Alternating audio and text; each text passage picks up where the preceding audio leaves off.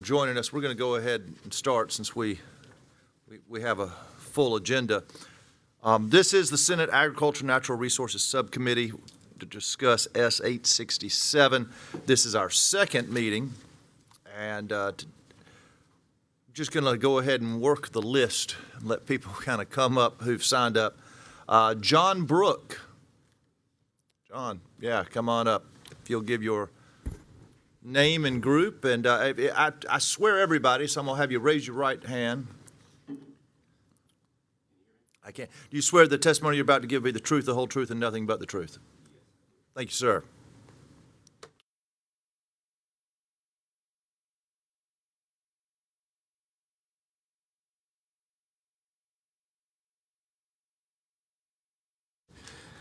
I serve as the Senior Vice President of Policy and Government Relations for Conservation Voters of South Carolina, and it's good to see many of you again. I'd like to start by thanking Senator Davis for his efforts on this legislation and the committee members for digging into this complex issue. We believe S 867 accurately identifies the core environmental issues posed by data center development in South Carolina, and we look forward to working with the committee to ensure final language meaningfully addresses these concerns. Data center development is surging nationwide, and states are contending with the impacts of this industry boom. Data center development raises real environmental concerns due to the enormous power requirements, water use, and local siting impacts. This is an urgent issue, and we must act now before it's too late. I'll start with the power system impacts, and then I'll get into the environmental permitting. So with the power system impacts, as we know, a single large data center can consume the same amount of power as an entire city. We're seeing dozens of these popping up across South Carolina. We also know from utility testimony last year that 60 to 70% of our state's new power needs are projected to come from data center demand. Meeting this enormous power demand can drive power bills higher for South Carolinians and create unnecessarily environmental impacts from new power infrastructure. We believe this issue merits special attention in South Carolina, as South Carolina residents already pay some of the highest bills in the country. South Carolina is usually in the top third of the nation, and we have a high proportion of low-income communities and individuals on fixed incomes, making affordability a real concern. As referenced in the bill, our existing regulatory system is not designed to fairly address the speed and the scale of data center power demand. We believe clear guardrails are essential to ensure hardworking families and businesses in South Carolina aren't paying for data center power costs through their electric bills. This also includes protections that ensure the data center industry has skin in the game for proposed power needs, which combats speculative development and double counting, and ensures developers are financially incentivized to accurately estimate their electricity needs. This is especially important as investor-owned utilities are not financially incentivized to scrutinize major new power requests. This is revenue, so there is a aligned financial incentive here. A quick example from Ohio illustrates this impact. After the state adopted new data center safeguards, including a rule that companies must pay for most of the power they request, the utility company there, American Electric Power, or AEP Ohio, reported its new data center demand was cut in half, from 30 gigawatts to 13 gigawatts. And for those concerned about economic development, this doesn't mean earnest investors walked away, but that speculative actors and inflated energy demand projections were curbed. To quote two statements from AEP Ohio, when faced with potential financial commitments, the most speculative or uncertain data center projects did not submit load study requests, as was intended. Second, the tariff, through these financial commitments, ensures that data center operators are financially incentivized to accurately estimate their electricity needs. Those financial commitments also protect AEP Ohio's customers from shouldering the costs of infrastructure investments required to meet growing demand from data centers. So both of those statements were from the AEP Ohio representative. Many states across the country have already enacted these consumer protection guardrails, including our neighbors in Georgia and Florida. It's important that South Carolina residents are afforded similar protections. I think it's also important to say, as Senator Davis mentioned in the last hearing, some places are looking at moratoriums and saying, no more data center development in the state. And what we're saying is, let's do the least we can do and just ensure that as this is happening, customers are protected and also the environment is protected from unnecessary build-out. John, let me ask you a question Yeah. while you're on it. So you've cited Ohio, Georgia, and Florida as all the states that have enacted legislation around power usage specifically, since that's where you're at right now. Of those, in your opinion, which of those three states has done the best job of that? So I said Ohio, Florida, and Georgia. I think Got a fourth one, tell me that one, let me just. I think Virginia has actually been the model. I used those because they were close by, but Virginia is kind of at the heart of this, and I'm happy to pass that along to the committee. Thank you, go ahead. Yeah. So getting back to it, we believe S867 seeks to address these concerns, but that key details and potential loopholes must be addressed to ensure these consumer protections are watertight. For example, we'd like to see standardized minimum contract and billing terms, the use of defined terms in the PSC section of the bill, and other best practices identified by other states to provide bright lines that protect customers from cost shifting. While we appreciate the intent to preserve flexibility in data center rate structures, we must ensure this doesn't unintentionally create gaps in consumer protections. I'll leave these matters for further discussion at the planned hearing on utility matters. I believe Eddie Moore will be up here to speak specifically to the rate provisions and cost allocation. But the one thing I want to say is I think this is an important time to be prescriptive to some degree and to not leave too many things to judgment from the Public Service Commission or others. And the reason I say this is right now, the bill, at least the way I interpret it, looks like it'll allow kind of one-off contracts between utilities and data centers, and then urges the PSC to make sure these are okay and meets the guardrails. But I'd say with the amount of money and interest behind this, using the power of the pen to be prescriptive to ensure, like I said before, and I'm quoting, I think, Zakia from last time, that there are bright lines about what these contracts must require is vital to protect South Carolinians. Unless there's any questions on that part, I'm going to move to environmental permitting. So on environmental permitting, we believe the environmental review provisions of 867 establish an appropriate level of scrutiny to help mitigate local impacts of data center development on state water resources and ecologically sensitive areas through the new DES office and siting process. We also support the water use reporting provisions and view baseline transparency as essential, since effective conservation depends on accurate measurement. We believe this section demonstrates that conservation and commerce can be aligned by providing greater certainty for industry about where and how development can occur responsibly. With adequate resourcing and implementation capacity for DES, we believe these provisions can function as intended and provide meaningful safeguards. A couple of tweaks that we would recommend to the DES review provisions. Section 6 of the bill. This requires DES to prioritize technical assistance over enforcement of the Act's provisions for 2 years. With the amount of data center development happening right now in our state during this proverbial gold rush, it's likely that many of the effective provisions of this Act may come far too late. This is especially true for irreversible decisions, such as siting in ecologically sensitive areas. So we'd urge you to look closely at that. Maybe there are areas where technical assistance can be prioritized, but especially for irreversible decisions, we think this is a bad idea. While it seems clear that the intent of the language is to layer on top of existing environmental protections, we are concerned about a particular sentence under the second sentence under 4935.110 regarding how compliance with this chapter satisfies any state-level environmental review specific to data center operations. We believe this sentence might just provide some unneeded confusion and uncertainty, and would be happy to offer some clarifications to preserve the intent as we perceive it of that section. We also believe the timeline for permit approvals is a bit ambitious for effective review and not entirely necessary. We suggest using 90 days as a starting point for the various tiers. This aligns with DES's current public goal of issuing permits within 90 days while still, quote, upholding the standards for environmental protection, quote. It's also important to note that data center projects require additional federal and state permits with longer timelines. So you could accelerate this DES process for the siting permit, but you're still very likely waiting on the other permits needed for data center development.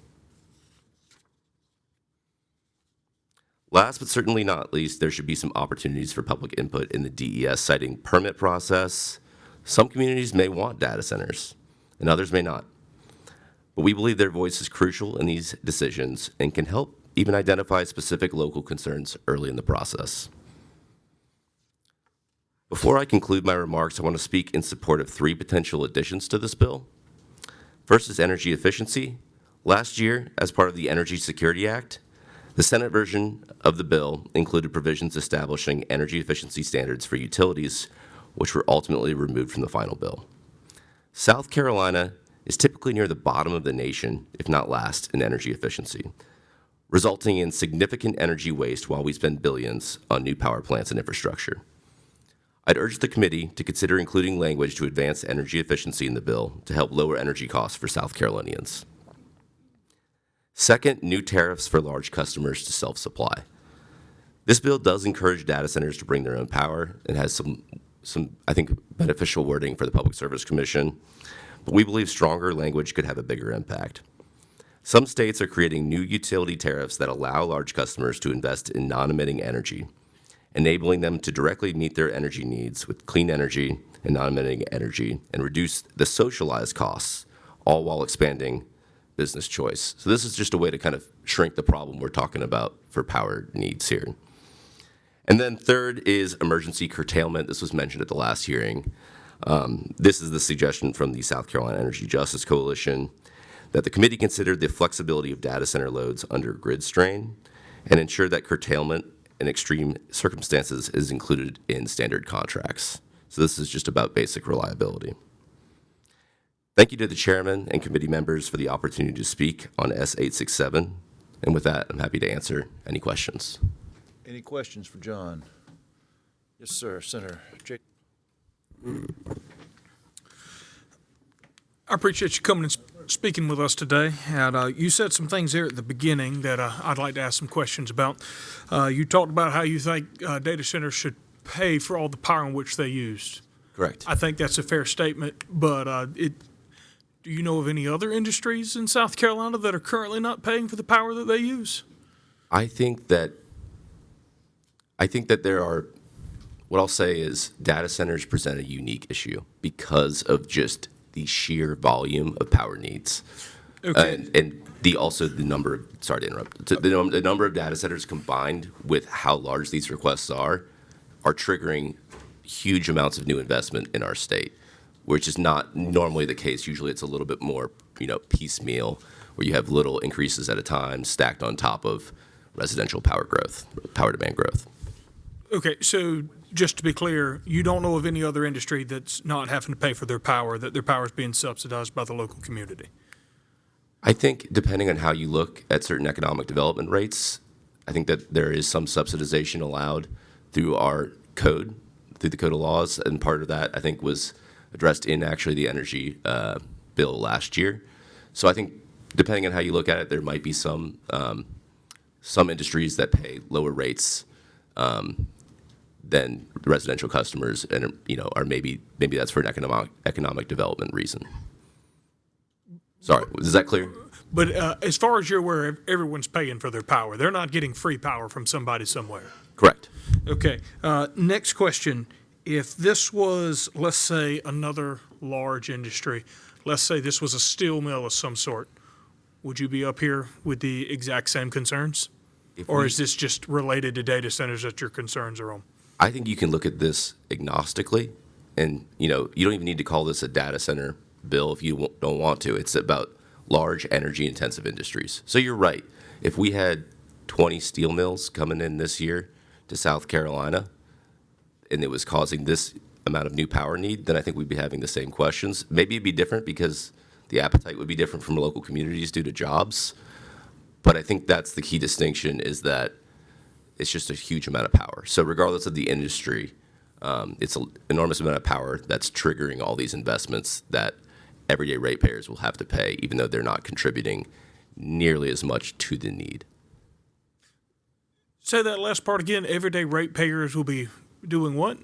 They'll be paying these power costs, even though they are a much smaller portion of the need. As I mentioned in my testimony, we know from South Carolina utilities that data centers are responsible for 60 to 70% of our state's new power needs. And that's 60 to 70% just from data centers. There's also industrial, commercial, and residential. So you're saying in that statement right there that currently there are people that's having to subsidize power for industries in South Carolina on a large scale. I think our industrial rates are fairly low compared to other states, so it's possible there's some of that, but I think the data center issue is a much more prominent and large potential subsidization. Are you aware of any data center based in South Carolina currently, ones that's here, so not Ohio, as you've been talking about, but one that's here, Yeah. that is currently not paying for 100% of its power use? I'd say the situation. I'm not asking for their name. I'm asking if you're just aware of any. I'm not aware of specifics, but what I'll tell you here is I think John Frick from the Electric Co-ops made some astute points at the last hearing. And if you're just adding data centers that exist within your existing system, you can already power them, there might be some benefit there. But the difference comes when you're putting data centers on top of what you can actually support with your power grid, and you need to make all these upgrades and billions of dollars of investment. So it's possible that data centers that are currently sited in the state are less of an issue for subsidization than the flood of new data centers coming to the state. So is it fair to say that a majority of your concerns are based in speculation? I think that you can look at the other states. I mean, maybe all these other states that are acting on this are acting on speculation. I don't think that's the case. I think that you're seeing actual price increases in some markets that can show those price increases earlier. Like, for example, the PJM market has already shown that data centers are causing electric bills to go up for everyday ratepayers. So I think this is something that's probably happening here. I can't point to a specific data center and say I know what their rates are and I know that they're not paying enough.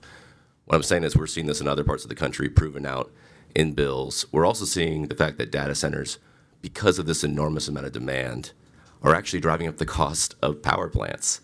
We're seeing the cost of turbines, go up rapidly just because of data center development and the need to serve their needs.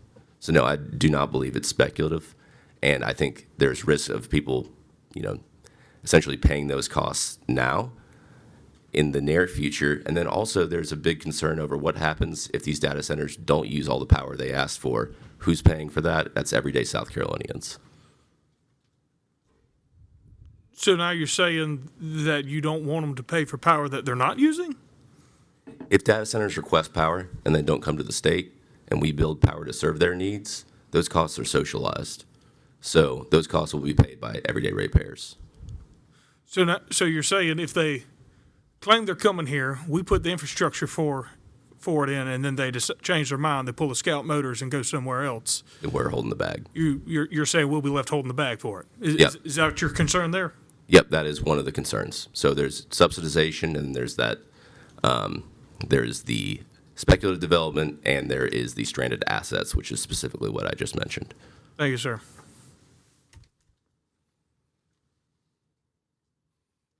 Quick question, John. Want to talk to you about water. Yeah. There's a lot of talk about water usage and water needs. Would you agree with me that there are systems where they can take water in one time, self-contain it, and then not need additional water supplies over years? I think that there are these better, more newer technologies that use a lot less water. I can't say if it's a one-time, but yeah, I think it's the closed loop. So yes, that does exist, and I think that is addressed in the bill. If we were to mandate closed loop systems that you used an initial source of water and then you did not need large amounts of water in the future, that would be a best practice. Would you agree with that? Yeah, I think so. I think our primary concern is just the transparency, not necessarily what technology. I mean, we like the idea of the more efficient technology, but transparency, especially if other users are required to report, we want to make sure that data centers are held to the same standard. Sure. So let me ask you this. Do you have any thoughts about requiring data centers to only purchase their water through a water source, i.e. a municipality, a county, or a private water system, as opposed to being able to remove it from a watershed directly? So my understanding is actually the lack of transparency comes from utilizing the municipal water. I might have to confer with some of my colleagues that are a little more steeped in the water issues, but my understanding is actually that it's when you're using municipal systems, that is when you don't have, or the reporting's kind of hidden behind the municipality's reporting.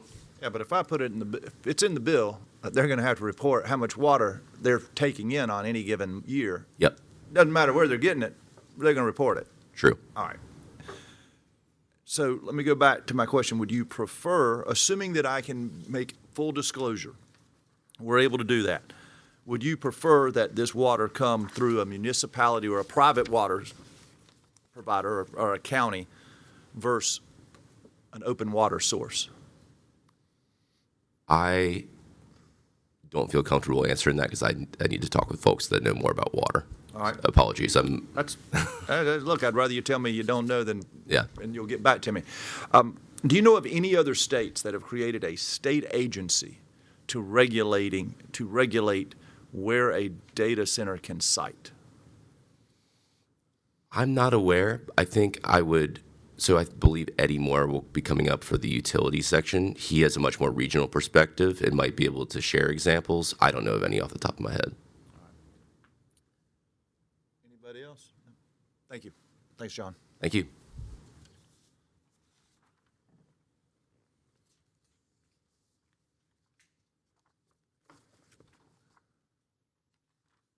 Wish I could remember how I said this last time. Dennis Fazio, yep, there you are. Still the same from the last time. All right, come on up. You will raise your right hand again, once again. Do you swear the testimony you're about to give will be the truth, the whole truth, and nothing but the truth? Yes, sir. Thank you, sir.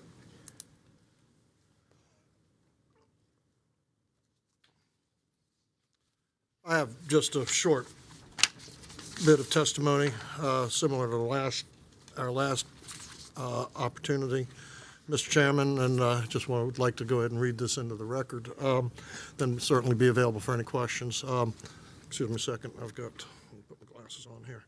But Mr. Chairman, Vice Chair, and members of the committee, I want to again thank you for the opportunity to appear before you today.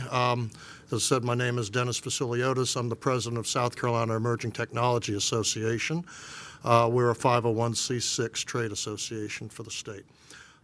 We support S867 because we really believe with targeted refinements, it can become more than just a permitting bill.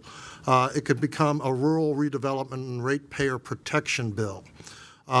South Carolina has hundreds of former manufacturing sites, brownfields, underutilized industrial parks, out parcels of industrial parks that are not suitable for manufacturing. Many of these locations already have baseload electrical capacity, they have water permits, and they have transmission access. What they lack is actually catalytic capital, to put those projects into motion. S867 can direct long-term private investment into those dominant corridors instead of pushing development into residential growth areas. That's, we really see that as an opportunity. But we must get the structure right. First, this bill must explicitly preserve county and municipal authority. Place fall apart. Got to get that in the budget.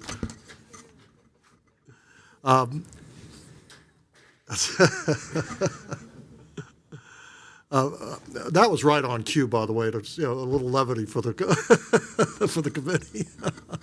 But first, really, the bill must explicitly preserve county and municipal authority. Counties must retain their zoning control and the ability to negotiate fee in lieu agreements that protect their local tax bases and school districts.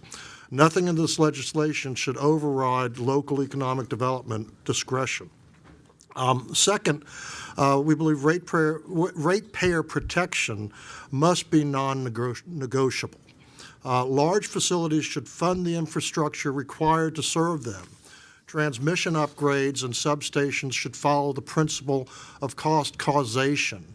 Residential and small business customers should not subsidize private capital deployment. Third, the bill should prioritize redevelopment. Projects located on certified brownfields or former industrial sites where infrastructure already exists should benefit from a streamlined review. That encourages reinvestment without expanding strain on undeveloped land. Fourth, the legislation should recognize modern operational realities. Even my predecessor here made comments about the need for facilities that limit peak demand, participate in demand response, or deploy behind-the-meter generation, reduce grid strain. Regulations should reward responsible operation rather than penalize it. This really is not about unchecked growth. It's about structured growth and really managing the demand that we have in our state. It's about aligning digital infrastructure with rural revitalization, much like the textile industry did when it was building. And we had all of these different locations sited all around the state for different manufacturing opportunities. But it's also about protecting ratepayers while welcoming private capital. It's about turning dormant industrial assets into productive economic engines. With these refinements, we believe that S 867 can stabilize rural tax bases, it could strengthen grid reliability, and it could position South Carolina competitively without sacrificing local control. We respectfully urge the committee to advance 867 with these solution-driven improvements. We've modified our list of amendments, that with additional language to support, the county and the and rural economic development. And with that, if there are any questions, I'd be happy to answer. Questions? Thank you, sir. Pleasure.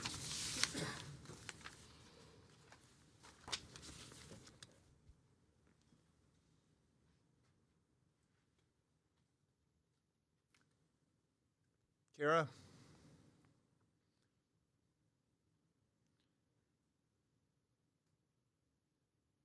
Is it Bowender? Boonder. Man, we debated. We were wrong. All right, if you'll raise your right hand for me. Do you swear the testimony you're about to give will be the truth, the whole truth, and nothing but the truth? Yes, sir. Thank you. Good morning, Mr. Chair and members of the committee. My name is Kara Boonder, and I'm a state policy director at the Data Center Coalition, also known as DCC. DCC is the National Membership Association for the data center industry. Our membership includes leading data center owners, operators, and companies that lease large-scale data center capacity. Data centers provide the digital infrastructure that keeps us connected in our daily lives and supports the backbone of the 21st century economy. From financial services to advanced manufacturing to healthcare, cybersecurity, and AI, among others.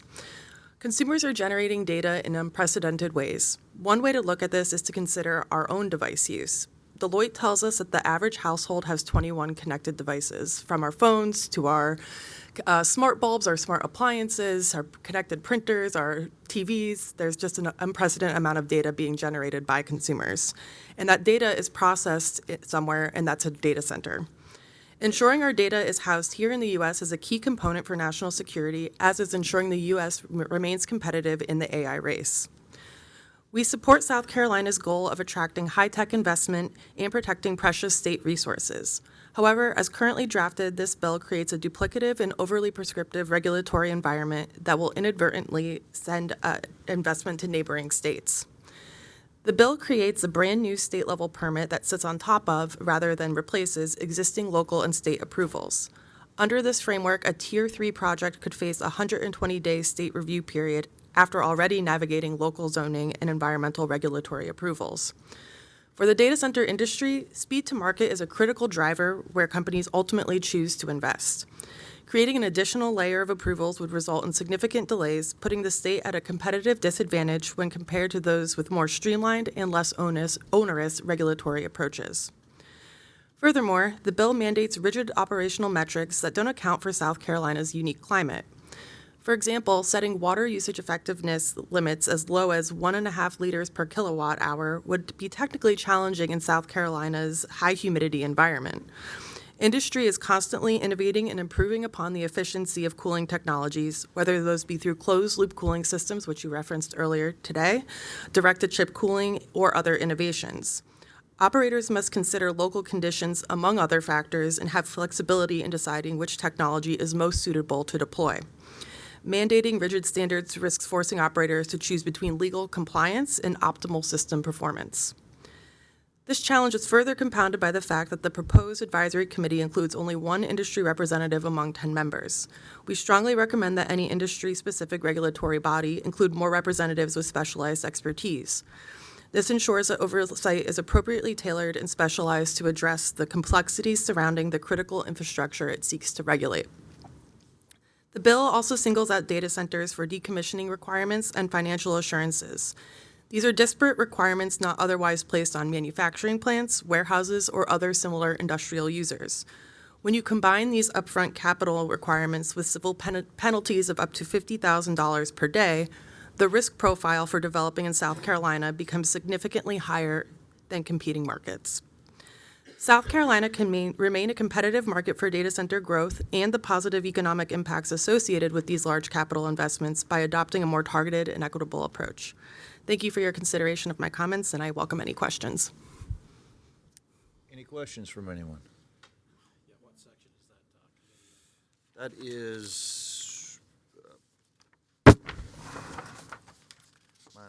mine's not numbered, so I'm gonna have a 493520.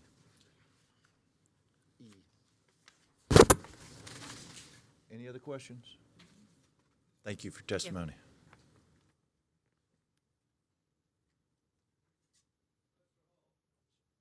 Webster Hall.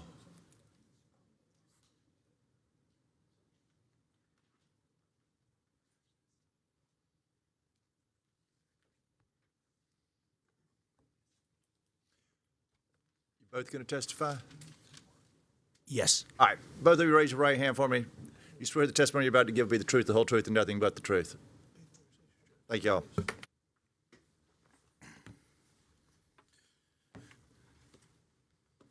Good morning. My name is Webster Hall, and I'm here today on behalf of the Municipal Association of South Carolina. I want to thank the committee and Chairman Johnson for allowing me to speak, and thank you all for including us in this process.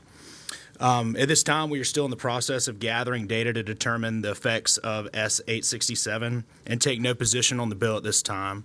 Our early research has confirmed at least 2 data centers that currently exist within municipalities, and we are working to get further details about those and identify any other data centers located in municipalities. Today, I have, this is Clint Sheely with Columbia Water, and I've also brought Adam Hedden with Palmetto Power Cities. And I've got them here. They're my experts, ready to answer any questions that y'all may have. And anything that we are unable to answer at this time, we would be happy to look into and get back to y'all. And I'm not sure if we need to swear in Adam, but I may have Adam come switch spots with me up here. Adam can come on up.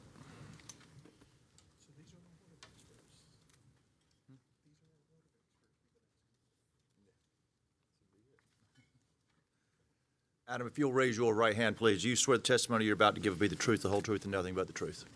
Thanks, sir. And if you'd state your name and again, who you're with for me. I'm Adam Hedden. I'm the manager for Palmetto Power Cities. We represent all the municipal electric utilities in the state of South Carolina.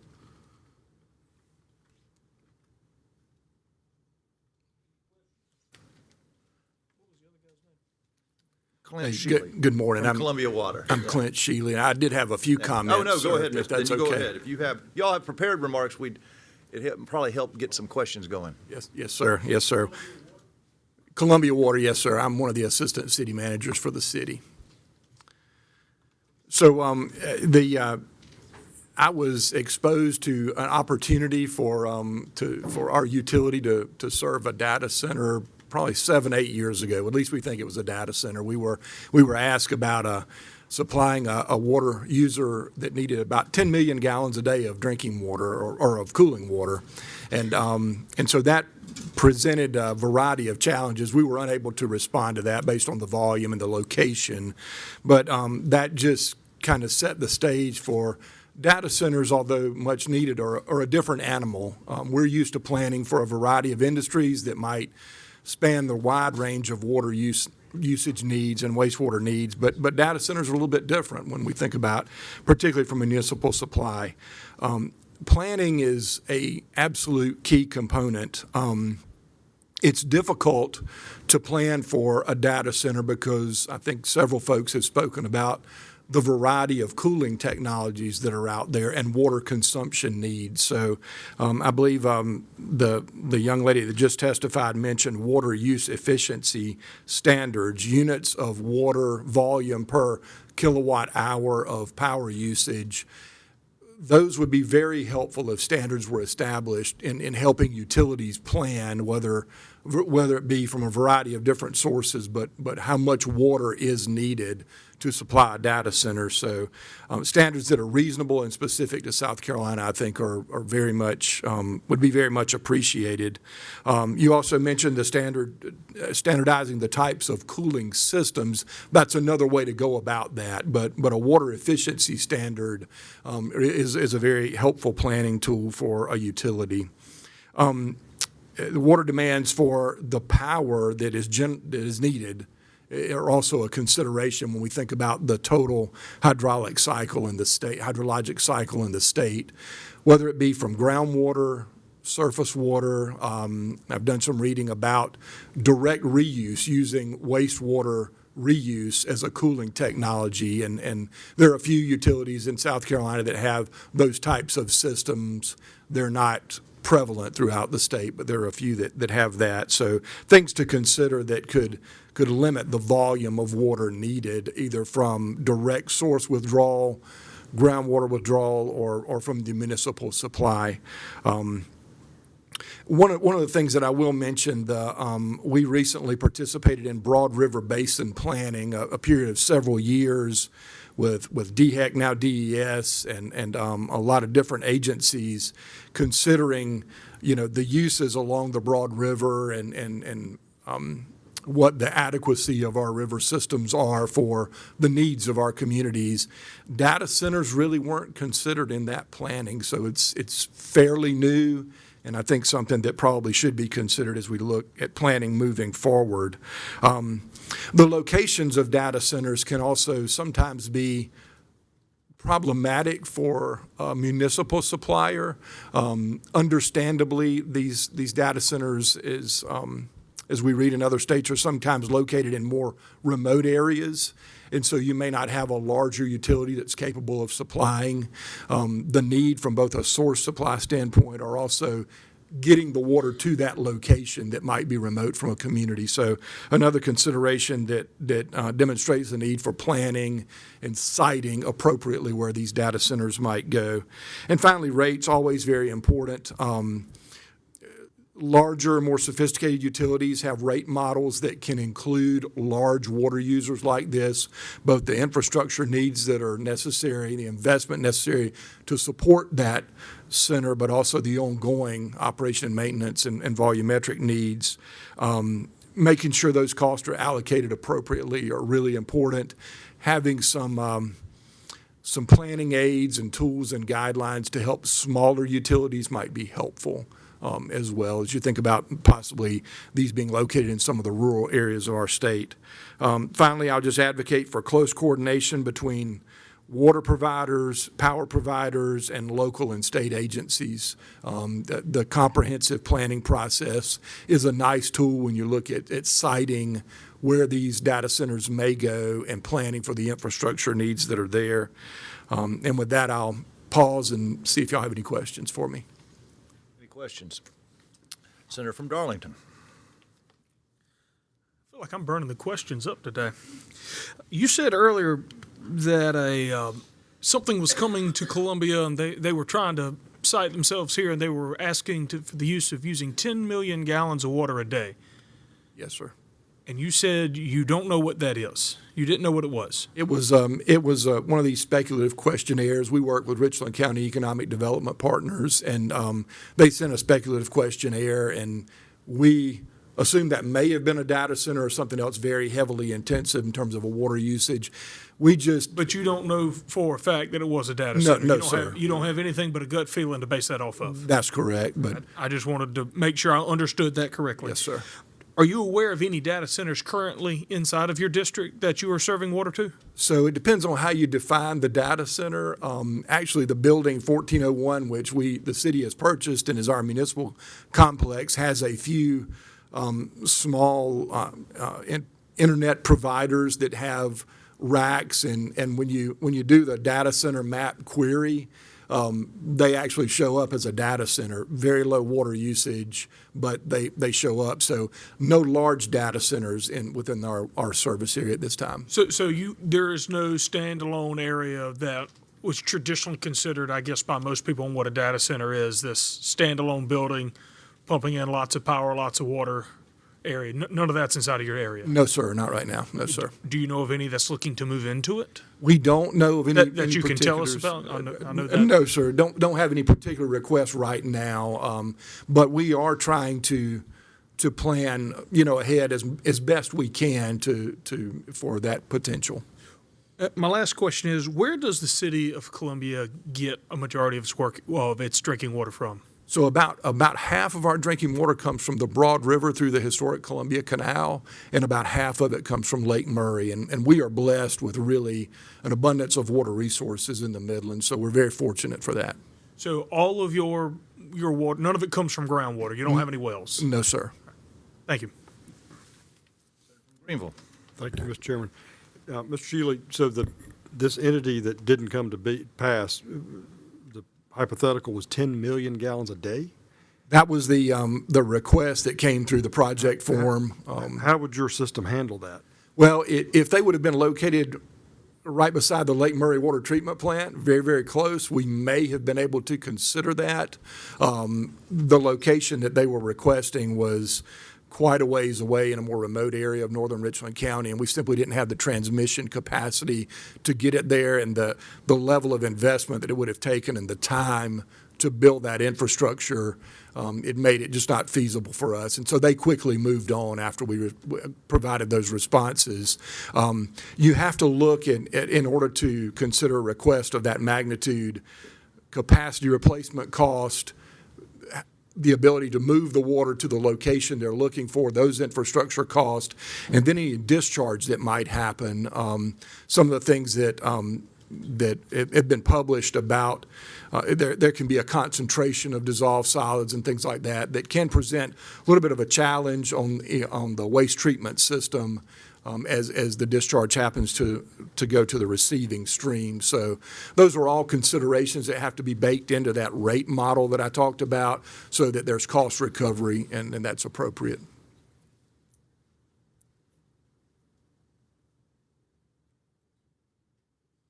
From Lawrence. Ms. Shealy, you were talking about your city-owned building with the internet providers. I'm going to assume that they would qualify possibly as a Tier 1 as defined by the bill here between 1 and 10 megawatt load. Senator, I haven't studied the tier classifications enough to make that determination, but these are very, very small. Again, they show up as a cut. The building is not a high water user. It's pretty much a standard commercial building within our system. So You said you would appreciate the strict prescription of language relating to water usage. Previous testifier said that what's initially laid out here might be ineffective in South Carolina's peculiar climate. Have you given any analysis to those various? no, sir, I have not. Just and I'm not an expert at what that water efficiency use standard might be per kilowatt hour. Haven't really looked into that yet. But having a number to plan, so if we know what the size of data center we might be looking at, having a number to plan for in terms of supply would be helpful. And that certainly would need to be appropriate for our location and climate. We would understand that. Mr. Chairman, can I ask a quick question off topic related to Columbia Water? 100%. You may or may not bear on this in your capacity, but the environmental remediation down there in the river and along the canal, what's the status? Yes, sir. Thank you. Great question. Oftentimes when folks talk about environmental remediation, they're speaking about Dominion's remediation of coal tar downstream, but I believe you're referring to our recovery from Hurricane Joaquin from our flood. Yes, sir. So the breach is still there, but we're still operating as a water supply. Our hydroelectric generating system is inoperable still. We have negotiated a scope of work with FEMA, and the Federal Energy Regulatory Commission just 2 weeks ago approved our 100% design to repair the Columbia Canal. So the funding package is essentially in place. The permitting is nearing completion. We expect to be placing that recovery project for bid, out for public bid in April of this year. That'll take about 24 to 30 months in that ballpark to complete repairing the breach, recovering the canal. Concurrently, we are evaluating bids right now for the headgate replacement that allows water to come into the canal system for both water supply and hydroelectric power generation. And we are about 13 months into construction of our alternate water supply. And if you come across Interstate 126 coming into town, you'll see that construction on the right. We're building a completely independent water supply intake in the river that would essentially bypass the canal, but that'll secure our water supply for future generations. So very excited about that project as well. Thank you. Sir, for Calhoun. Thank you, Mr. Chairman. Clint, thank you for being here. Yes, sir. Really appreciate it. Just want to publicly say how much I appreciate all you do for the city of Columbia and the water system. Fantastic job. There are parallels, and I appreciate you kind of bringing them up with what we're talking about on the energy side versus the water side. And you know, I think a lot of conversation is starting to revolve around who should go before the Public Service Commission with a particular docket or a rate case, and I think that we have to acknowledge the difference in our utilities. And would you agree that, you know, that it's kind of the same with water? You've got a public water system, City of Columbia, with a public elected body, I'm assuming, that sets the rates, versus different types of utilities that may be private and more for-profit. Those utilities end up going to the Public Service Commission to have their rate cases studied by the PSC. So very, very paralleled in nature when we're talking about electricity and water. And I think that's the way the system should work, by the way. But I do think that there are policies that need to be in place to direct how we're looking at these issues with data centers coming on board. And if you talk to folks, they'll say, well, we've got internal policies already in place that make sure, and that makes sense. But do you think that it should be more formal, that in this particular instance for a public water utility that, say, city council should actually adopt, you know, formal procedures and outlines about how we're going to look and study the rate case for data centers? Well, thank you, Senator. I appreciate your remarks there. I do think that some planning tools and standardization are very important. And as y'all know, the level of oversight for a utility may vary widely based on the size of the jurisdiction, a municipality, a county ownership. There are commissions of public works and special purpose districts that have to be considered as well. But each of those have a governing body that helps them set those rates for whatever use case there may be. And having some guidance to help formalize that process, I think, would be helpful.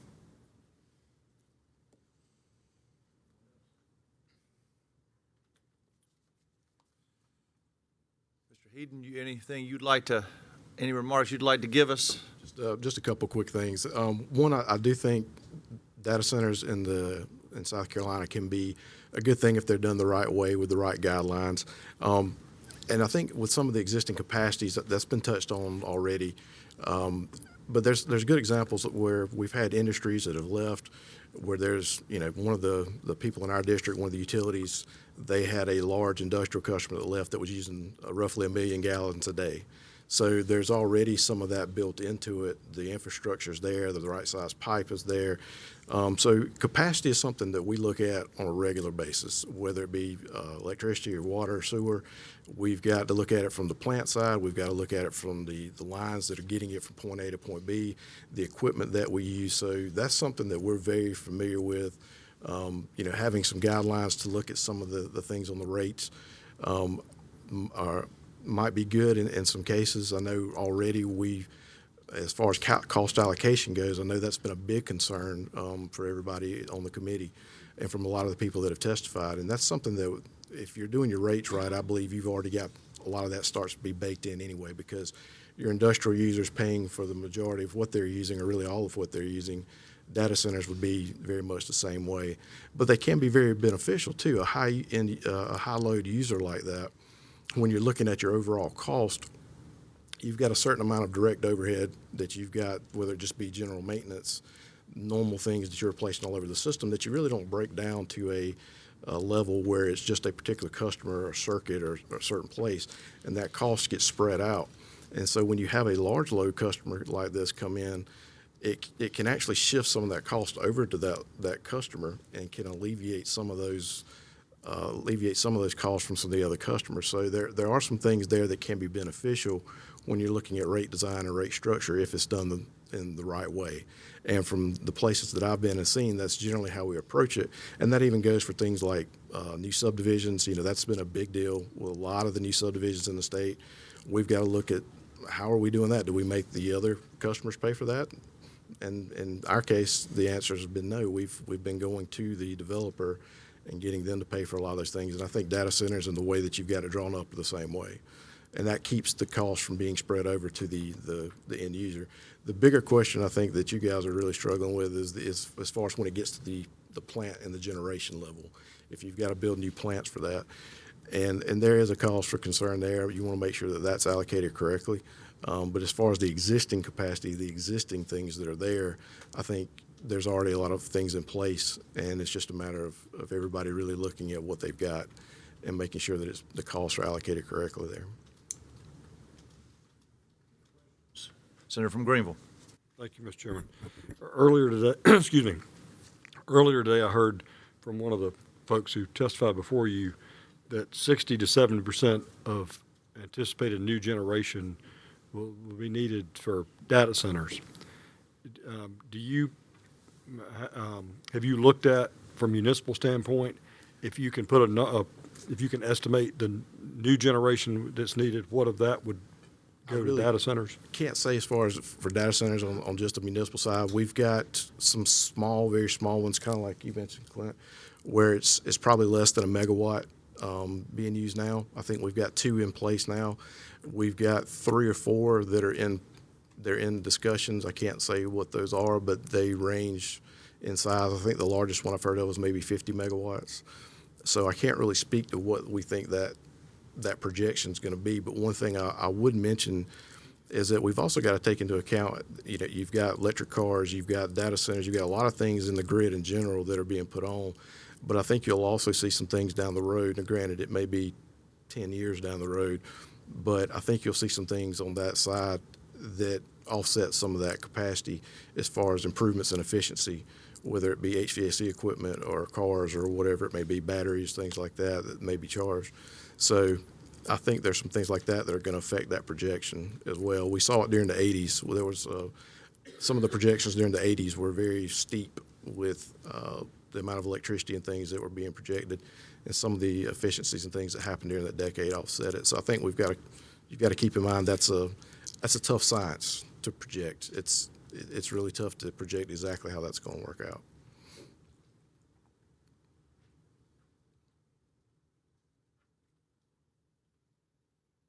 Anybody else? And I'm not sure who this best to answer this, and it may be Webster, but I'm gonna throw it out. Does the municipal association have a position in regards to the state creating an oversight agency to help determine siting?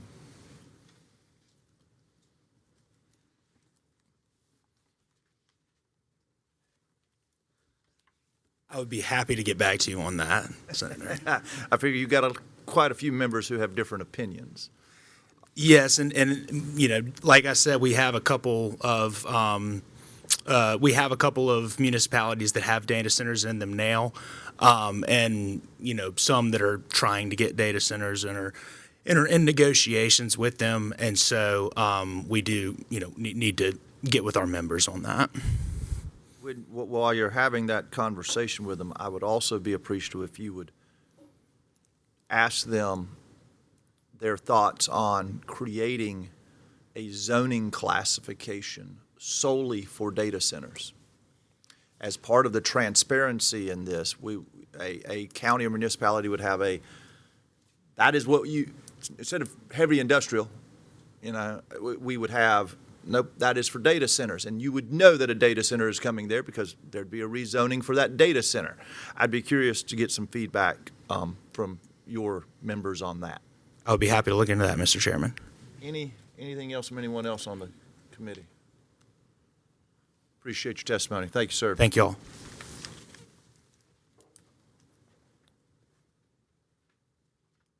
Sally,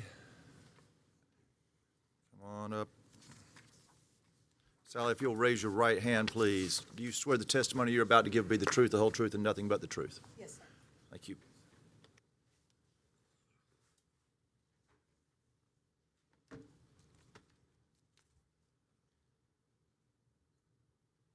All right. Good morning, Chairman Johnson, members of the subcommittee. I'm Sally McLeod here on behalf of the South Carolina Association of Counties. We are neutral on S867. At this time, we have not gotten feedback from our members on this bill, but should we begin to receive any comments, feedback, or other information, we will be happy to relay that information from them to this subcommittee. I would like to echo what Mr. Facilier said earlier in terms of relating this bill to counties. We would like to thank you all for leaving the local zoning in place in this bill. We greatly appreciate that. And at this time, those are really all of my remarks. So I was going to just keep it short and sweet. If you all have any questions for me, please let me know, and I'm happy to answer those to the best of my ability. You heard the two questions I asked Yes, for sir. members from the Municipal Association. I'm going to ask the same Perfect. from you all. I think it's important for us to have some feedback and I've never seen local government willingly give up zoning and site ability to a state agency. So I'm curious for the feedback from you all on that. And I think it would be Definitely. extremely helpful. Of course, and as the Municipal Association mentioned, that's something that we can relay to our members and get a clearer answer on for you all. I think it's also important that you all give us feedback on, I know you just made the comment on FELO agreements, you know, the potential loss of the ability to do a fee in lieu agreement on these types of, I think that's the type of feedback that the counties are probably uniquely be able to give us on this, and we're going to need that sooner than later. Okay, Time to start pushing your members to have an opinion on that. we will make sure to get you all that information. All right. And Senator from Greenville. Thank you, Mr. Chairman. Something that caught my attention earlier or yesterday from Georgia, it seems that as far as incentives goes, and that the state of Georgia, through all levels, has vastly underestimated the cost of tax benefits given to data centers. In one instance, it was 600 times. So input on the position of counties on that will be as good as well. Okay, we will make sure to look into that as well. Thank you all. We are cruising along a little faster than I would have thought. Chris Gatch.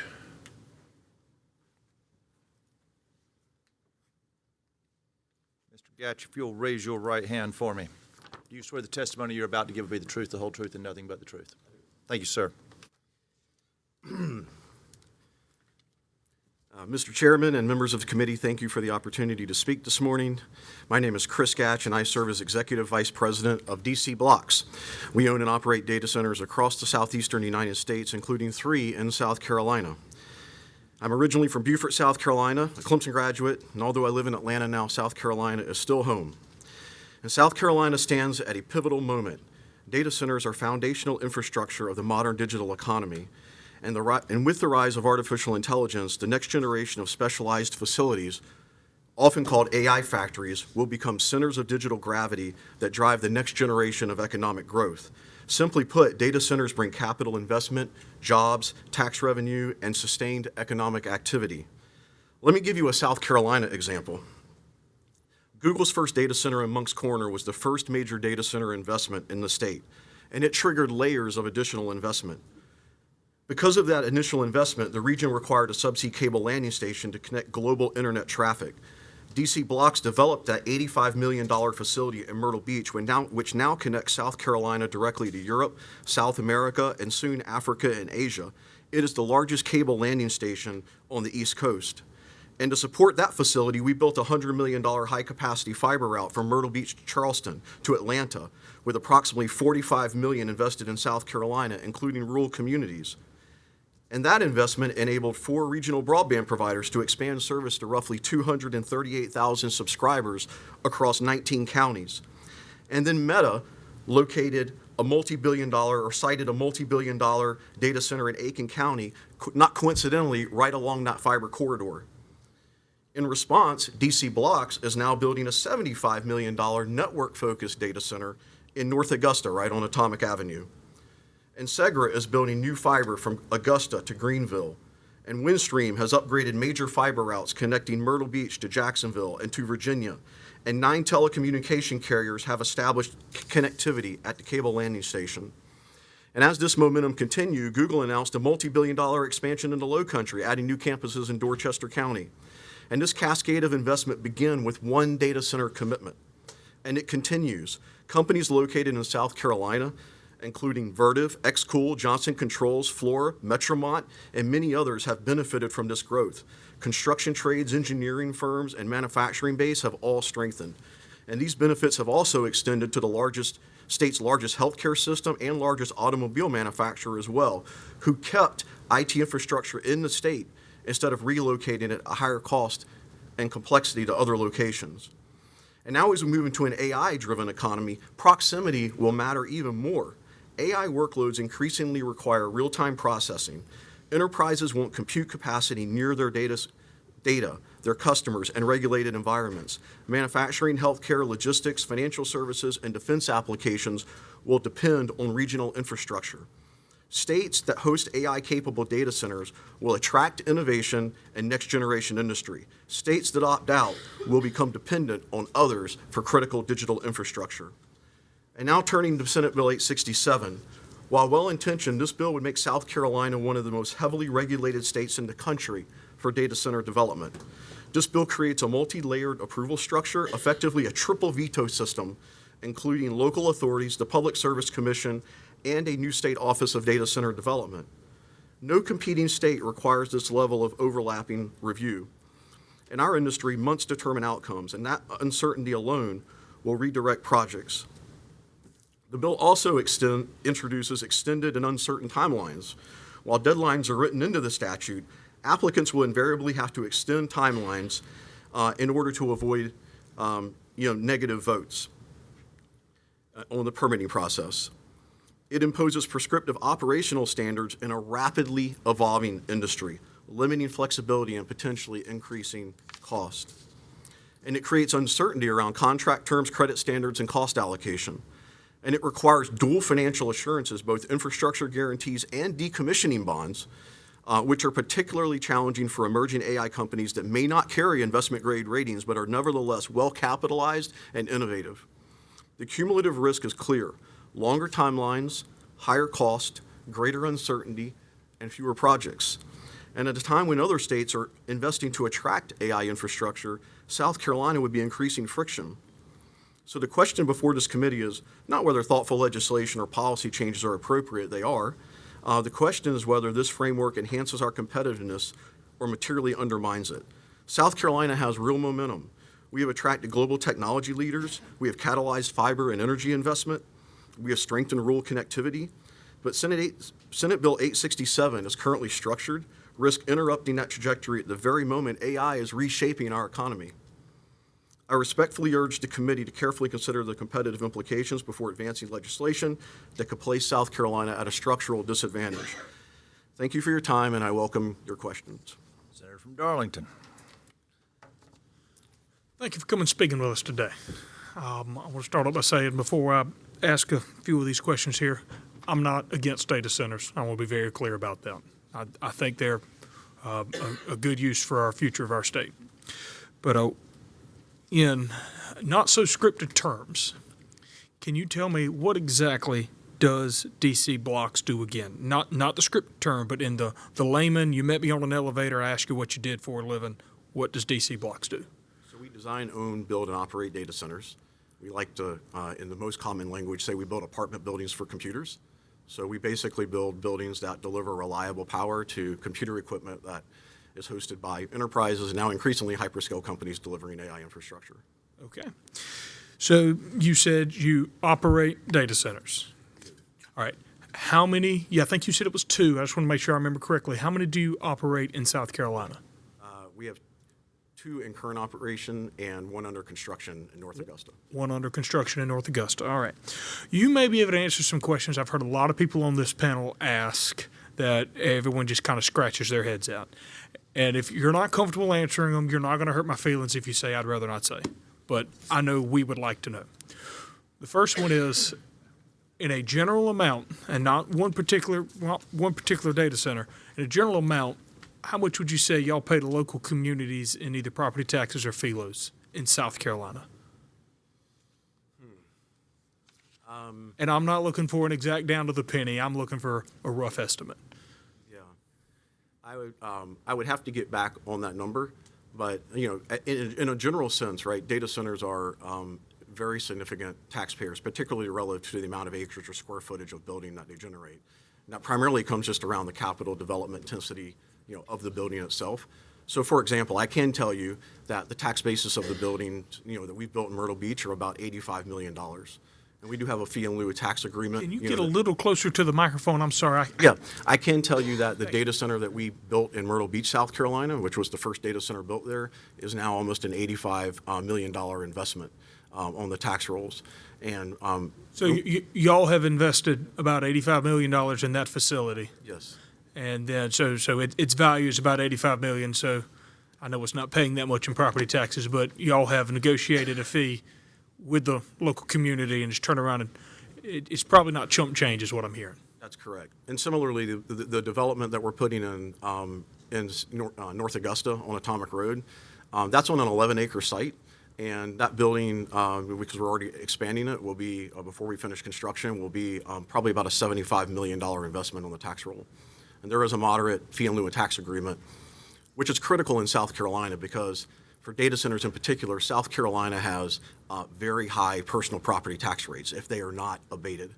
And so I think to attract almost any industry in South Carolina, we generally do a fee in lieu of tax agreement to kind of adjust the personal property tax rate to something competitive with other states. If those weren't adjusted, South Carolina would have an incredible challenge attracting data centers just because of the concentration of personal property that customers deploy in those facilities. Well, if you could follow up and give us I don't need an exact number. I know y'all don't, but like a good, strong, close estimated guess. I'd appreciate it. My second question is, how much water do those facilities use? Our facilities use an amount of water equivalent to a small office building. We do not use evaporative cooling or cooling towers, and so we use all refrigerant-based and closed-loop cooling systems. So we use almost no water. So, forgive me for this. Could you give me like a guess in gallons? More than 2, less than 1 million? Far less than 1 million. I mean, literally, we're talking about small office building type quantities of water. So the massive amount of water that you hear some people say being pumped out the rivers, pumping the Edisto River dry. That's not something y'all are concerned about in y'all's particular case. That's correct. Even the data centers that we have in South Carolina are relatively small data centers. They're in the one we're building in North Augusta is a 5 megawatt data center. The cable landing stations, on a track to probably ultimately hit about 10 megawatts. We're building campuses in Atlanta, for example. We have one that is a 180 megawatt utility campus. We're building another one that's 216 megawatt utility capacity. And the same thing there. We use closed loop cooling, so we do have to fill the systems initially to fill the pipes, but then we do not evaporate any water in order to do cooling, even at that scale. And that's becoming common in the industry. Technology is changing very fast. You may have seen a recent NVIDIA announcement where they were talking about the next generation of their AI chips are going to be able to be cooled with a much higher temperature water. So, when you now have to take that water and instead of cooling it down to, low, temperatures that we do today for cooling systems, if we can take that water and have to cool it just to a higher temperature, the cooling's much more efficient. So, because of all the investment in AI, tremendous amounts of investment, we're seeing technology changes very quick, which is part of my concern about this bill and putting prescriptive operating standards in place at a state level, is that the technology is moving very quickly, and it's already becoming more efficient.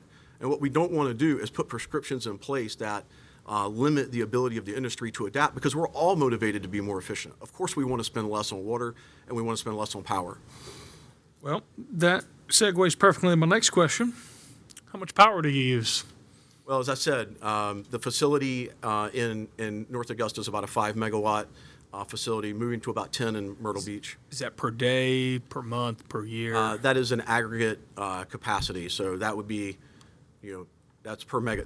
So when we, and at least the way I think about it in a data center industry standpoint, when we say a 5 megawatt facility, we mean capable of handling, 5 megawatt hours of, simultaneously of total capacity. So it would be if it was fully loaded, the 5 megawatts times the hours, I suppose, depending on what time period you want to look at.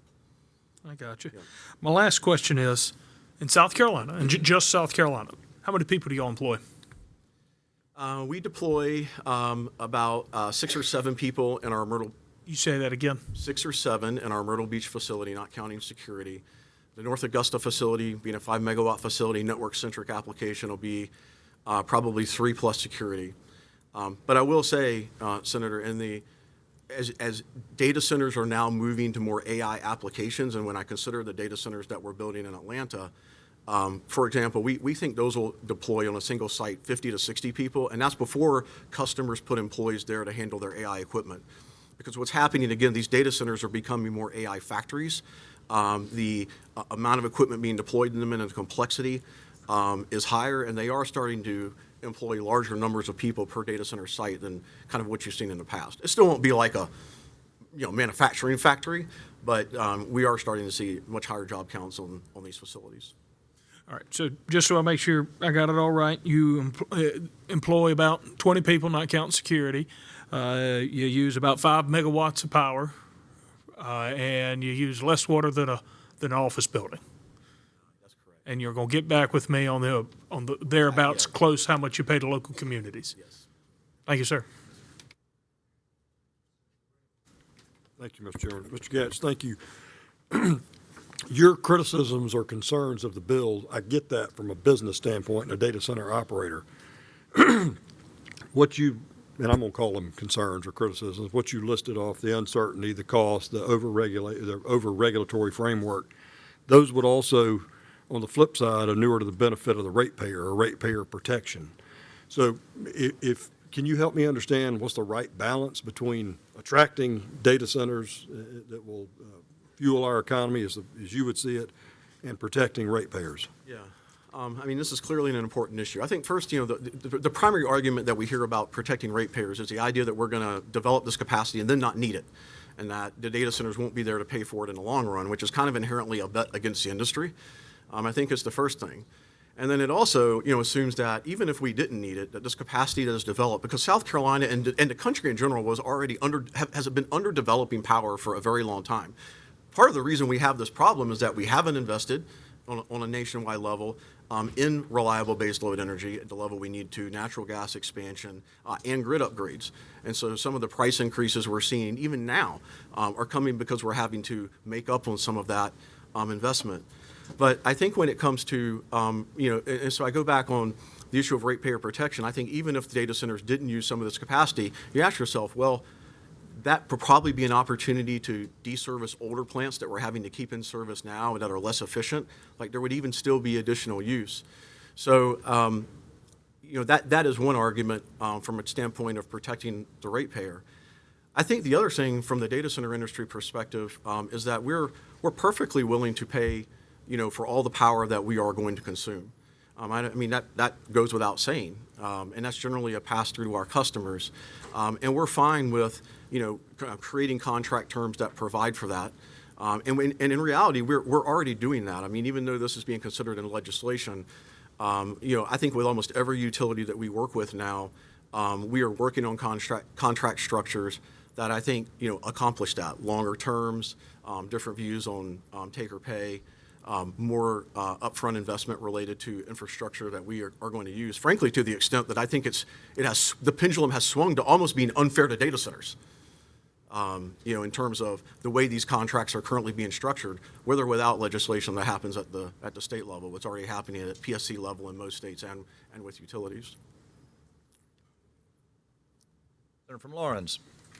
You said that if the contents of 867 were to become public policy, it would be one of the most debilitating regulatory structures among our competing states.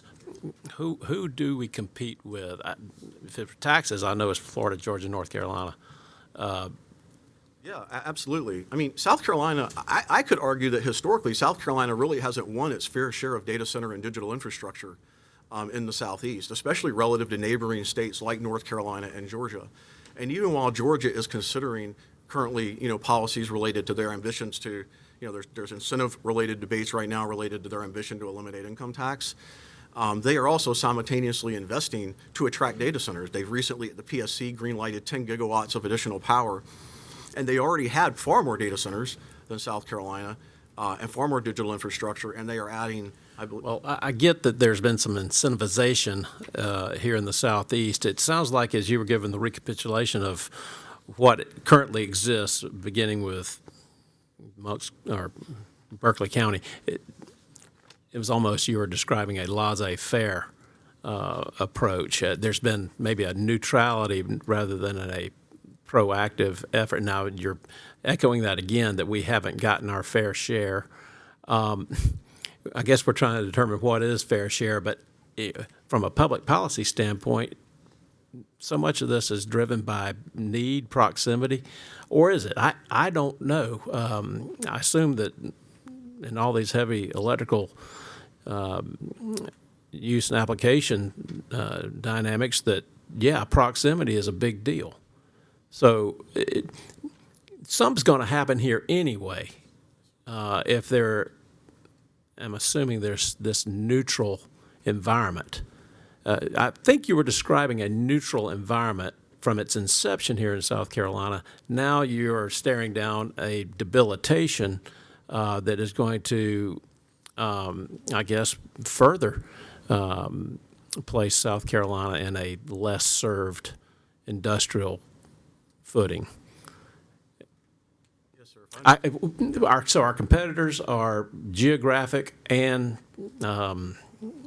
policy driven as far as, but it's still within a geographic footprint, I'm assuming. You only mentioned Georgia. Right. So if they're not coming here, they're going to Atlanta? Or they already have been going to Atlanta? Or is some of this infrastructure going to be here regardless, even if it's there will be fighting through 867? I agree with that to an extent, Senator. There's a certain amount of baseline infrastructure that will just be necessary to serve the immediate people, that are and businesses and resources that are in South Carolina. But there is also where it gets more competitive is when South Carolina is hosting digital infrastructure that serves the rest of the world and additional areas of the region. So, for example, what you don't want to be is a California. So California, right, highly regulated state, highly restricted development policy. All of the data centers that serve California are basically across the border in Utah and Nevada and other states like that. it's so hard to build a data center in California that all the digital infrastructure, that, or a lot of it that serves that state, has to locate in other locations in order to serve it. And similarly, do you know right now that a majority of all of the AI traffic in the world to somebody like a Google comes back to the United States? And in fact, most of the Gemini traffic, if you use Gemini right now, from Google, to my understanding, almost all of that traffic comes back to Charleston. There's 2 main locations in the United States where that AI traffic goes. So just like in all other economic development, what you want to do is pull tax dollars from other places, right, and revenue and resources, and receive economic growth from people in other locations as well as our own. And that's the part that's competitive, because it can be here, or it could be in Georgia, or it can be in neighboring areas. So it's a balancing act. Yes, sir. We're either going to max out, or we're going to be minimal, or we're going to be in a sweet spot. Yes, sir. Correct. Of course, your position is maxing out might be the sweet spot. So Well, I think this you have infrastructure- that South Carolina connection. I wasn't sir. tuned in real closely. Born and raised, or born? Or some more than connection? born and raised, like 9 or 10 generations from the Low Country. Yeah. Yeah, my family's all still there. I will move back as soon as I can. Well, I didn't come through the port. I'm only 9 generations. I had to come down the Pennsylvania Wagon Road in 1750, but you got a head start. Senator from Calhoun. Thank you, Mr. Chairman, and I'll take a crack at it, Mr. Gatch, I guess. I was thinking to myself, I was kind of smiling a little bit. I think that was the nicest way that I've ever heard someone say, "I hate a bill," before in my life, was your testimony. So that wasn't lost on me. And I understand it. I mean, I think we're talking about millions and millions and millions of dollars, so these decisions are going to impact a lot. I guess the only issue that I would take with your testimony is it's somewhat, in my mind, dismissive of a lot of people across the state of South Carolina that have huge concerns. And I get that you might not think that they're warranted, but if you go into some of our communities and talk with some of our constituents, whether you agree that they're warranted or not, they are very real. And so I don't know, if you're saying all's good here, we don't need to do anything else, we need to allow, these data centers to come in. If that's your position, then I would simply say that you've got a lot of work to do to try to go out there and convince a lot of people of that. Because, and that's part of my question is where do you think that this public perception is coming from? That clearly right now, at least amongst, I think, rural communities, that we are seeing data centers kind of focus in on and locate in. Where is this concern and this angst coming from? Well, and is it warranted, or is it much ado about nothing?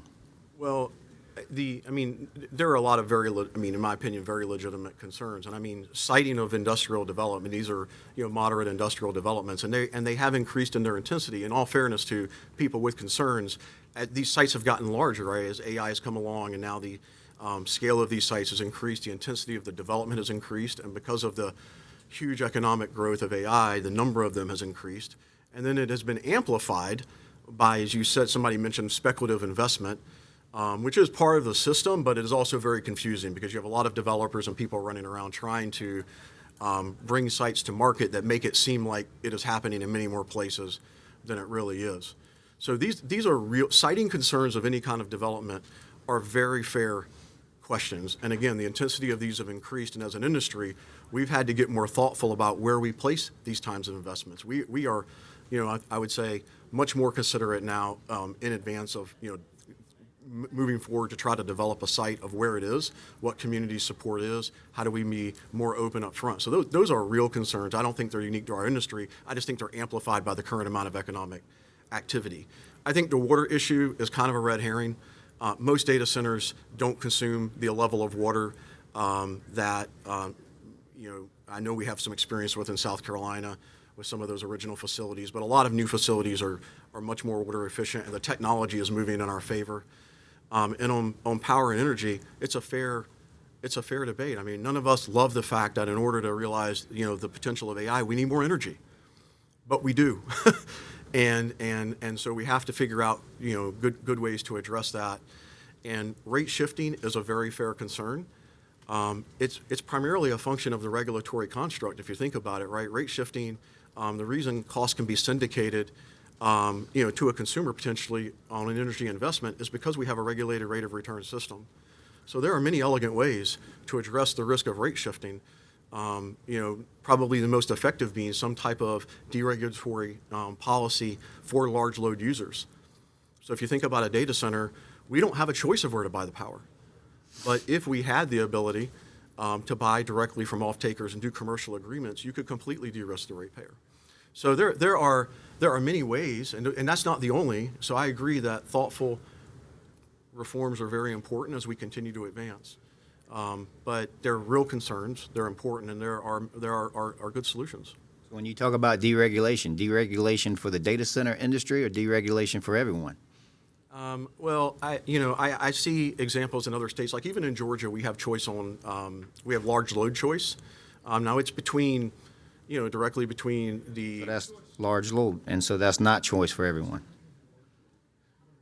Yes, so I think, if you're talking about, the concern about these very large-scale projects and very large-scale off-takers and the potential effect of rate shifting for those kinds of investments, then, you can solve that with large load effective policy without getting into the more trickier question of broad-based deregulation. I'm not sitting up here saying that, but I am saying. We're kind of easing on into another territory that I'm sure my chairman doesn't really want me to go into, and we'll save that for later. So I've kind of heard two different things from you. And you talked about the speculative market here in South Carolina, but I'm assuming you're not considering DC Blox to be a speculative builder. But, explain to me exactly how that's the case. You come in, you do identify a location, you go through the process of building the data center, and then you do sell, right? Or do you always have an end user before you ever move down that particular path? So you are a speculative, to a certain degree, then you are a speculative data center builder. Data center builder, and this is a very important point because a lot of the data center market depends on perspective or what let's call it. And I'm fine, I'm good with that, but let me just get to my question then. Yes, sir. How can you sit there and say that location is so important if you don't even know who you're building for? You're talking about how proximity and all of this stuff goes into the decision-making, and it sounds good, but if you don't even ultimately know who you're building for long-term, then how can you say that that's a big determining factor? Or is it that you're trying to just simply go where, and then I heard the testimony about in California, it's right across the state line, and it's still working. And so, so it's not like it has to be side by side, or does it? I'm just trying to get, truly what goes into the decision-making of where these data centers are ultimately going to be located. I think like any business, we have customers, and we know, we spend a lot of time trying to understand the needs of our customers and anticipate those. And so we do have a large amount of knowledge on where we believe they're, how much capacity we think they need, where they're going to need that capacity. Some of the factors that inform where data centers are sited are proximity to users, our customers, likely customers are trying to serve. Network capacity, we look at fiber routes. We definitely now look at power availability because obviously that is become a primary driver. Sure, yeah. We also look at jobs, where resources are for people to build those data centers, and people that are going to work in them, and suppliers that service them, that do all the maintenance on the equipment. We consider that. So there are a number of factors that we contemplate when we think about where to make an investment in a data center. Yes, sir. But power, to your point, what's happened is because, power is becoming the constraining resource. It is true that a lot of these facilities, because of their size and power, are becoming more remote. They're having to push out. And so, we're having to consider all of that as we think about where we make, new investment decisions. And that's where the rub is going to be, as you consider to go out. Now, look, I get all arguments. For folks in the rural areas, I don't think that they want a facility to come that has a lot of jobs. If they're going to have a facility that locates, they want a facility with less jobs so that the communities can stay very rural and not bring a lot of strain onto the local infrastructures. So I mean, I think there's always two sides to every single coin that I think has to consider has to continually be considered.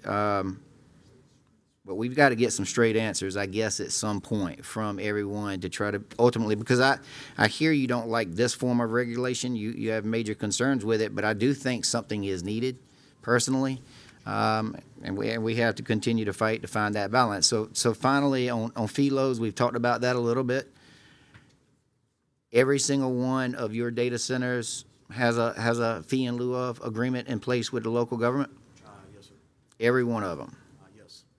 There are data centers, though, that don't have fee in lieu of? I don't know the answer to that. I'm not aware of any. I mean, as I said earlier, fee in lieu of tax agreements in South Carolina are critical for data center development.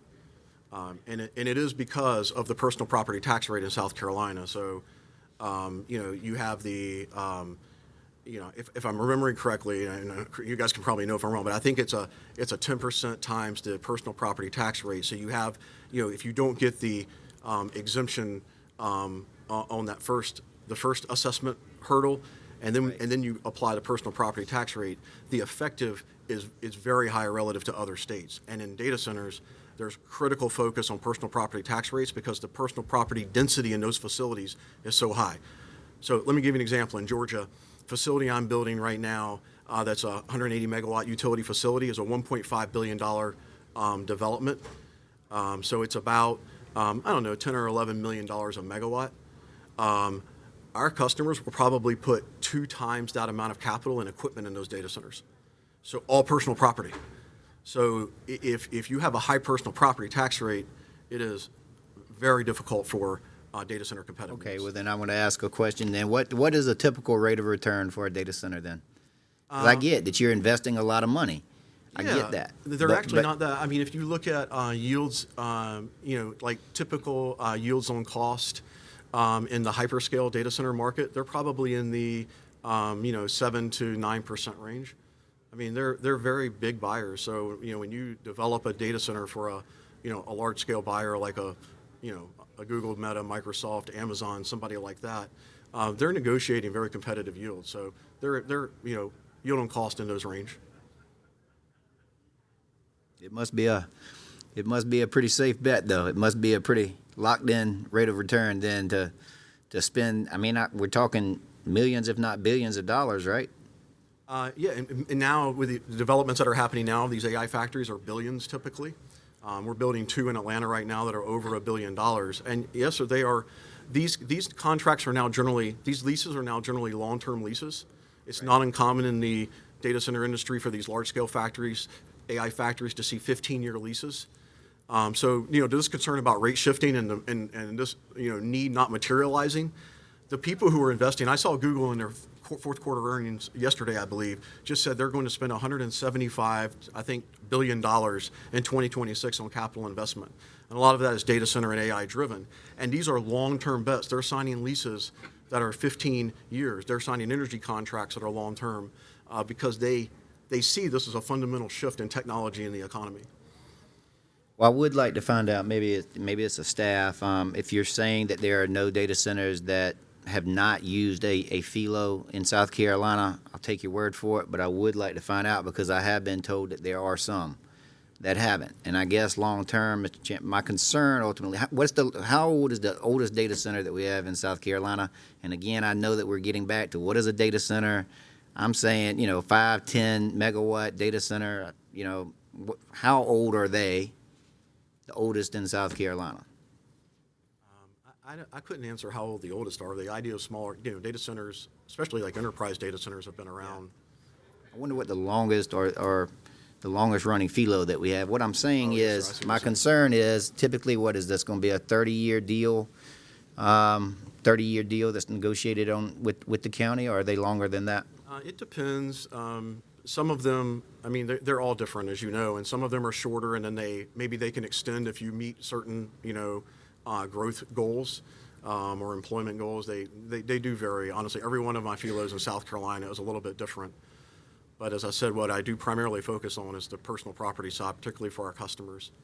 And I'm with you, and I get it, but you know, not everyone gets filos. There's a lot of small mom and pop businesses out there that could certainly benefit from, you know, a negotiated type property tax structure just like anyone else. The margins might be a lot smaller, but that's relative in the long term of things. And I guess I'm always trying to figure out where does this put us at the end of some of these things, right?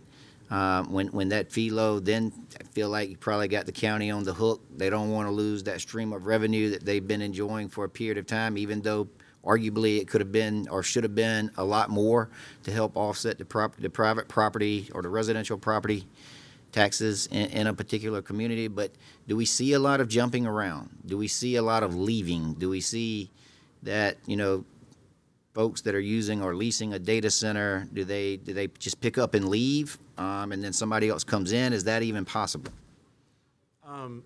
I mean, on the smaller end of the market, I mean, at the large scale, it is very complicated for them to leave. And as I said, these are very large investments now, increasingly on much longer term contracts, so they are stable investments. There is, you know, enterprises, it's always hard to move an entire IT environment, but you know, the smaller it is, the more easy it is to move on the lower end of the market. But, you know, in general, data center industry enjoys very good stability of their Limited life. base. There you go. Thank you. I appreciate it. Thank you, Mr. Chairman. A couple of quick questions. I wrote down some of the issues you brought up about 867. I'm curious, do you have any issues with the noise provisions in the bill?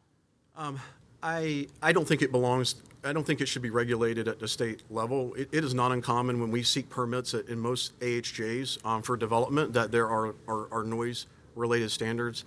If I recall, I think you were at 60 dB in your, I mean, Something like that. in general, no, we wouldn't have an issue because we don't normally have complaints about noise we generate on our sites, and it's not uncommon that we have to proffer you know, different dB levels at a property line as part of standard local development. So I don't have a 60 problem dBA. with, we don't have a problem with noise ordinances for any business, by the way. I think those are appropriate, and but I don't. Our view is it doesn't need to be at the state level. How about the light provisions? Again, I don't know the technical details, but in general, we are not. Our buildings don't even have windows. The only lights we have are just security lights around our buildings. We're no more light intense than any other kind of industry. So again, most local zoning deals with issues like that. We're fine with that. You're located in South Carolina, obviously located in Georgia. What other states are you located in? Just don't name them all, but name, you know.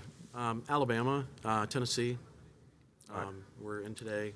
So you have a good bit of data centers in the southeast. Yes. Is it, so you understand southern climate, which has been brought up. I'm curious, would a closed loop cooling system, when you build new data centers, are you putting that in everywhere in the southeast? We are, yes, sir. And that fits our climate? Yes. Thank you, sir. Any other questions? Senator from Greenville. Thank you. Mr. Gatch, any of your facilities generate their own power? Not currently, no, sir. Is that something you anticipate in the future? We do have sites not in South Carolina. We do have a site where we have a constraint on utility-provided energy that we're looking at doing a small amount of on-site generation. It is definitely becoming an increasing topic in the industry as utility power, scarcity is increasing. How far into the future do you think that's a possibility?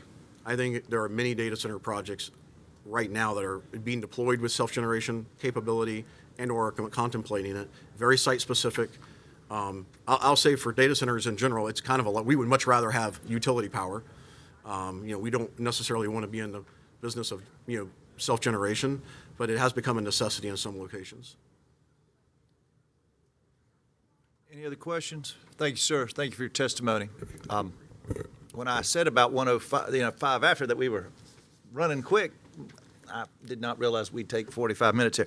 One, I want to thank everybody. Is there anyone in the crowd who just, after hearing an hour and 45 minutes worth of testimony, feels compelled to get up and talk to us? Yeah, you're good, Mr. Gatch. All right. Doesn't look like that person exists. Yes, sir, Senator. I would, she could hold up on her hands the trade group, Ms. Boonder, your membership within your national organization of South Carolina entities.